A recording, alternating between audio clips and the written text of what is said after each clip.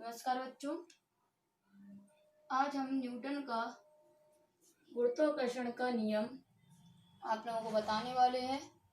Newton के गुरुत्वाकर्षण के नियम में क्या होता है, जैसे आप लोगों ने देखा हुआ है कि कोई वस्तु को हम क्या करते हैं, ऊपर की ओर फेंकते हैं। तो वस्तु को हम ऊपर की ओर फेंकते हैं, लेकिन वस्तु कहाँ आ जाती है, नीचे की ओर आ जाती है। तो ऐसा केवल एक वस्तु के लिए नहीं होता है, कोई भी वस्तु को क्या होता है, मतलब कोई भी वस्तु को जब हम ऊपर की ओर फेंकते हैं तो ऊपर की ओर फेंकने पर वह वस्तुएं कहाँ गिर के मतलब लौटकर कहाँ वापस आ जाती, नीचे। तो न्यूटन ने इसी आधार पर गुरुत्वाकर्षण के नियम की खोज की थी। मतलब क्या था कि न्यूटन क्या था कि एक सेव के पेड़ के नीचे बैठे हुए थे। तो उन्होंने देखा कि जब वो सेव के पेड़ के नीचे बैठे थे तो सेव पेड़ से मतलब टूटकर वो सीधा नीचे जमीन पर आकर गिर गया। तो उनके दिमाग में एकदम से एक खोज निकल के आई कि ये पेड़ से जो सेव गिरा है वो नीचे ही आके क्यों गिरा है। फिर उन्होंने क्या किया, और भी वस्तुओं के लिए देखा तो सारी वस्तुओं के लिए भी यही चीज आई निकल के कि कोई भी वस्तु जब ऊपर फेंकते हैं तो वह आके नीचे गिराती है। तो इस आधार पर उन्होंने गुरुत्वाकर्षण के नियम की खोज कर दी।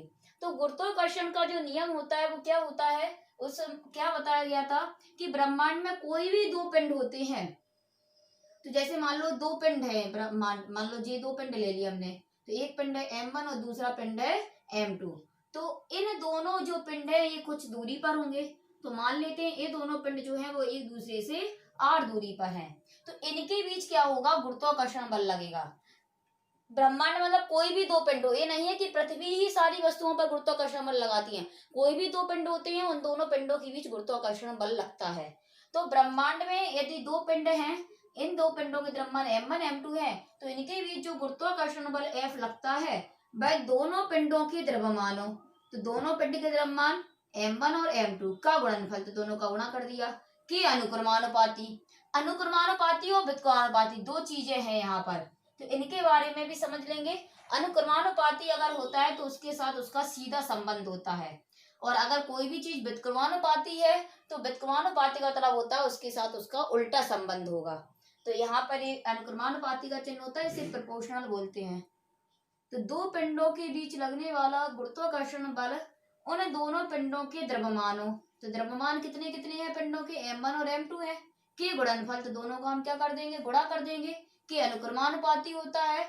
और उनके बीच की दूरी मतलब दोनों पिंड जितनी भी दूरी पर हैं, तो यहाँ पर दो पिंड हम देख रहे हैं r दूरी पर हैं, के वर्ग इस पे पावर 2 चढ़ा देंगे कि व्युत्क्रमानुपाती। तो अभी हमने आप लोगों को बताया था कि अगर अनुक्रमानुपाती होता है तो सीधा करके लिख देते हैं, और व्युत्क्रमानुपाती होता है तो उसे प्रोपोर्शन में लगाकर 1/n में लिखते हैं। अनुक्रमानुपाती का मतलब होता है सीधा संबंध, जैसे जैसे द्रव्यमान बढ़ता जाएगा गुरुत्वाकर्षण बल का मान भी बढ़ता जाएगा। और व्युत्क्रमानुपाती का मतलब होता है उल्टा संबंध, जैसे जैसे दूरी बढ़ती जाएगी वैसे वैसे बल का मान कम होता जाएगा, क्योंकि बल जो है वो दूरी के व्युत्क्रमानुपाती है। तो दूरी बढ़ेगी बल का मान कम होगा, और F और M में सीधा संबंध है, तो जैसे जैसे द्रव्यमान बढ़ेगा बल का मान भी बढ़ता जाएगा। जब दोनों को एक साथ लिखा जाएगा तो दोनों को एक साथ लिखने से क्या निकल के आएगा, F प्रोपोर्शनल M1 M2 बटे में R स्क्वायर। M1 M2 ऊपर है, R स्क्वायर नीचे है। इसके बाद जब प्रोपोर्शनल का चिन्ह हटाया जाता है, क्योंकि हमें पता है कोई भी फॉर्मूला होता है उस फॉर्मूले में इस तरह का चिन्ह नहीं होता है, फॉर्मूले के चिन्ह में हमेशा इक्वल यानी बराबर का चिन्ह होता है। तो जब भी प्रोपोर्शनल का चिन्ह हटाया जाता है कोई ना कोई कांस्टेंट आता है। कांस्टेंट का मतलब है नियतांक, जिसका मान नियत रहता है। अब इस कांस्टेंट मतलब यहाँ पर जो भी प्रोपोर्शनल हटाने पर कांस्टेंट आता है वो हम अपने मन से नहीं रखते हैं, हर फॉर्मूले के लिए पहले से ही सुविधा अनुसार उसमें दिया जाता है कि क्या आएगा।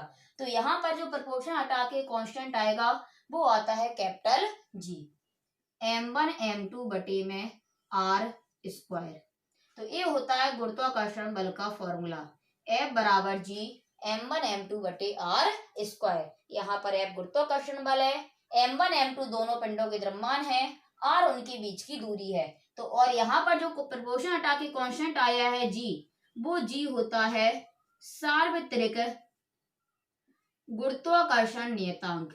यहाँ पर प्रोपोर्शन हटाने पर जो G आता है उस G का मान, G को हम बोलते हैं सार्वत्रिक गुरुत्वाकर्षण नियतांक, और जिसकी वैल्यू होती है निश्चित, मतलब प्रोपोर्शन हटाने पर जब भी कोई कांस्टेंट आता है उसकी वैल्यू निश्चित होती है, क्योंकि उसे नियतांक बोलते हैं, उसका मान नियत होता है। तो यहाँ पर जो कैपिटल G है उसका मान निश्चित होता है, 6.67 into 10⁻11 newton into metre square पर किलोग्राम स्क्वायर, ये जी की वैल्यू होती है।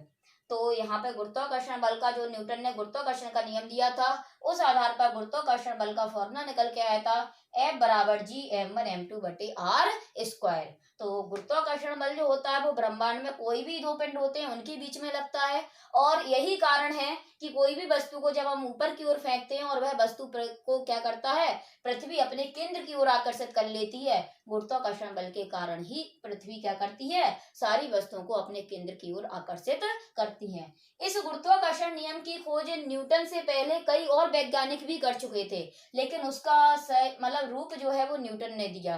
मतलब ये नहीं है कि केवल न्यूटन ने ही इसके नियम की खोज की है, इसकी खोज मतलब न्यूटन से पहले ही 400 साल पहले पुराने से ही इसकी खोज चलती चली आ रही है।